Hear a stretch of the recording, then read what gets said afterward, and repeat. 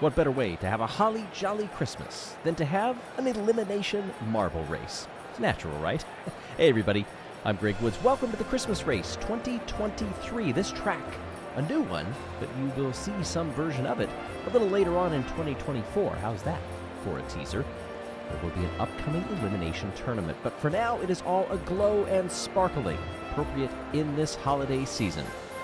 32 athletes divided into 4 groups of 8. The best 4 out of each group will advance to the next round. And you see all of our competitors.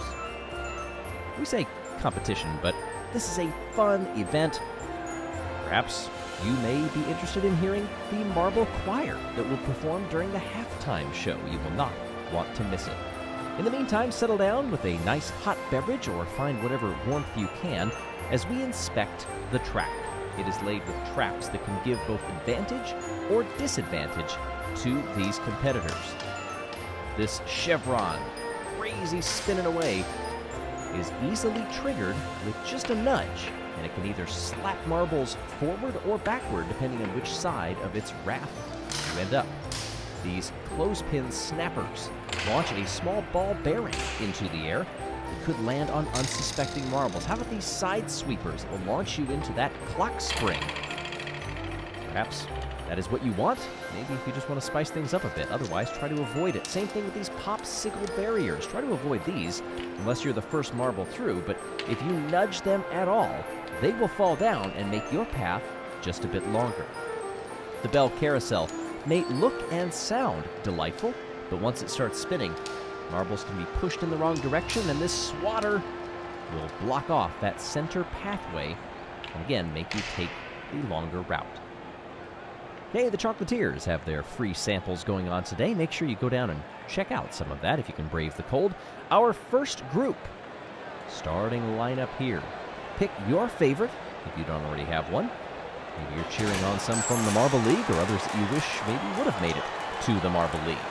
Down they go, and it's Jelle from the Turtle Sliders that had that early lead, but it starts to swing back in the other direction as they go side by side, only to see the Turtle Sliders get caught. Oh, they trapped all the other marbles. At least that was the attempt, but they ended up trapping themselves. Bonging off of that clock spring. We enter the lower portion of this course, nearing the 30-second mark, as you see. Taking that quicker line down there is Starry from Team Galactic. And Starry gets caught. Thankfully, the bell carousel dislodges that marble, but all the way down here to the bottom, we've got a dash for the line. Across they come. Cross from the Gliding Glaciers. At home in the cold. Takes the win in front of Jelle from the Turtle Sliders. Starry from Team Galactic does manage to keep going in front of Ace of the Blackjacks. Those are your top 4 making it out of this heat. Heat is relative, of course, in the wintertime. That was a pivotal moment right there, or at least it could have been for Jelle from the Turtle Sliders. Stopped completely. Look at the gap that that marble had over everybody else. Eventually got going again.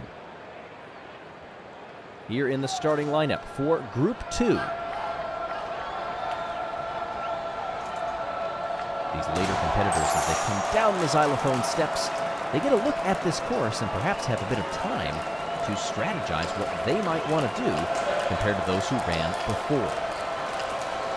Dancing off into the distance here is Rosie from the Raspberry Racers. Already past the clock spring, but gets caught trying to deploy those popsicle traps, those sweeper arms. But gets a helping nudge from C. And then gets caught farther up. Oh my goodness, C is now in the lead. And the Green Ducks Goose get going? No, not very easily. Taking a dash by the Marble Choir, and winning this heat is C from the Oceanics. What a margin over everybody else.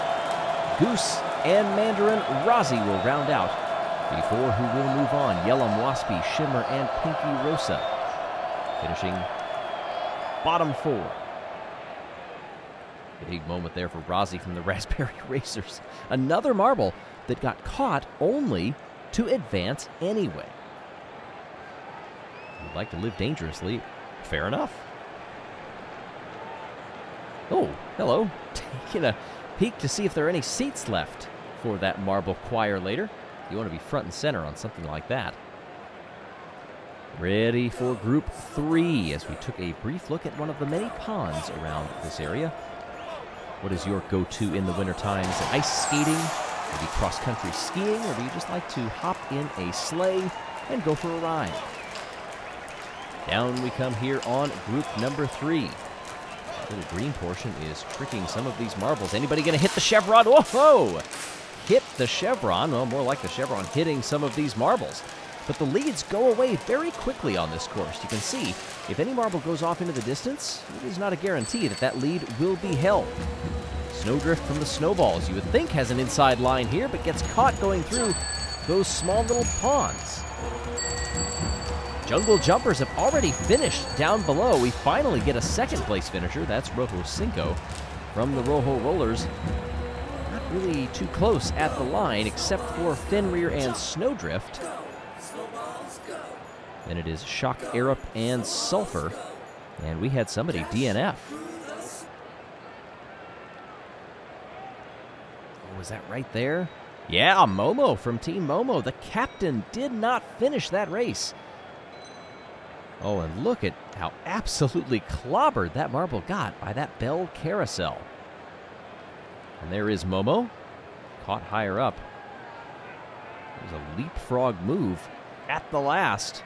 Oh, adding insult to injury for Shock from the Thunderbolts. Not only got passed by the choir, but then got shoved aside right at the line. Oh, so close.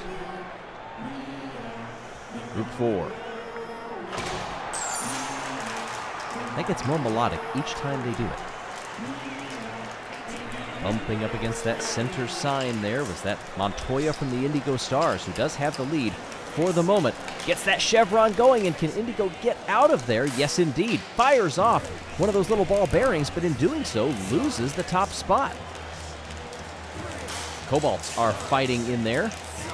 Listen to all of the chaos going on back behind as they move through these festive ponds down onto the Bell Carousel. Literally onto the Bell Carousel was Minty Mint from the Minty Maniacs.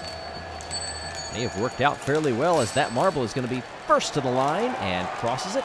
Second and third are going to be very close, but the battle for fourth just goes to the Solar Flares Blaze. Red Eye misses out, then Fanto, and then Smoggy. We had another DNF in this race.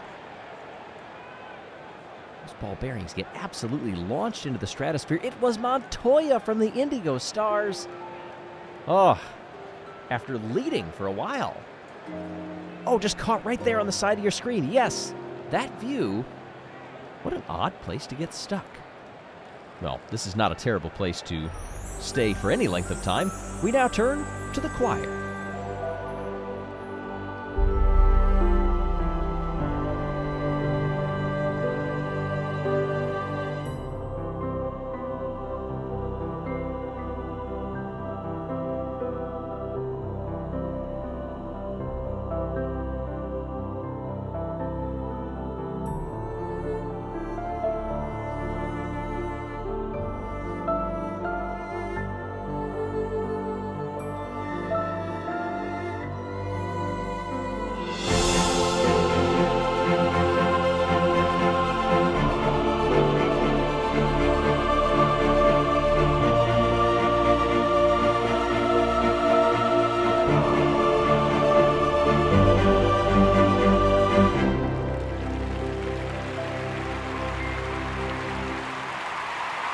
Marble Choir here in this idyllic Christmas village, really setting the tone before we turn our sights back to this elimination race. Down we come in semifinal A, and I am still tapping my toes and feeling a warmth in my soul after that one. Well, how many jingling bells will we hear this time around? That was a good deployment of that spinner. But will it actually pay off farther down the course for Fenrir of the Wolfpack, dropping those sweepers? And listen to the ball bearings and the tension being released in some of these traps. Coming out now is Jump for the Jungle Jumpers, entering the Bell Carousel and getting through the Bell Carousel and still holding the lead, throwing down a subtle little block there on Starry. But now they go on opposite sides of that choir. Who will cross the line first? It's going to be neither of them. It'll be Frost from the Gliding Glaciers. Blaze comes in for the solar flares in fourth, but Jump and Starry battle to the line. Goose, Fenrir, Rozzy, and Swax, they go no further.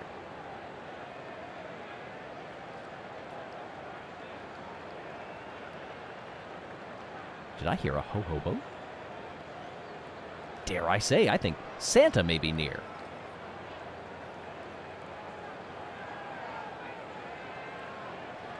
There was the battle coming across the line. Starry spent a lot of time just floating out there. Was able to get by, and I think some of these marbles may be eyeing that frozen pond right there. Look at that, ice skating and just spending time together. That's what the holidays are all about. Semifinal B. Down we come, and it's Mandarin from the O'Rangers that takes the early lead as they come past the sign and loses it. Gets caught up on the walls. C from the Oceanics briefly tasted the lead and then gets shot forward back into it by that Chevron. Riding high up on some of these traps. Ooh. Getting sprung into that clock spring. This is a good battle as they come side by side nearly down to the lower parts of this course. Jelle from the Turtle Sliders is trying to get into the mix as well. C gets through that bell carousel very nicely and comes right to the line with an easy win. Next one across will be Ace from the Blackjacks. And slowly come the Cobalts. Mandarin from the O'Rangers up next. Minty Maniacs. Snowdrift just gets in front of Jelle from the Turtle Sliders. Not that that matters because they are eliminated.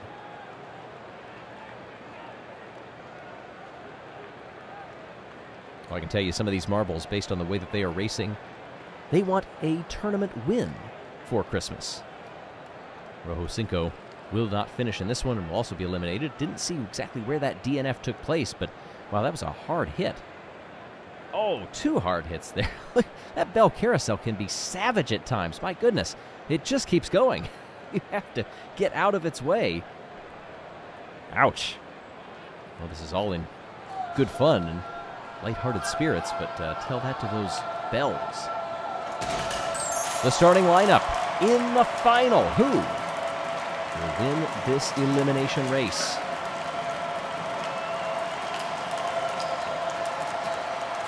Early on, a lot of marbles side by side, but now the traps begin, and this is where you can really stratify things. These ball bearings getting shot up in the air and joining the fray as they come down.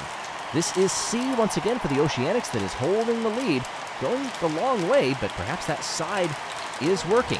Who was that shooting down there? Was that Jump from the Jungle Jumpers taking the lead? Across the line, Jump does it. 38.04.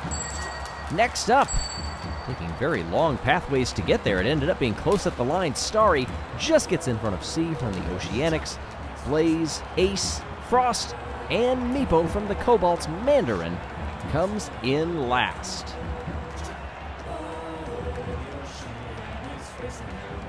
At this point, Jump was nowhere to be seen, but moving through those ponds, that was really where it made the difference.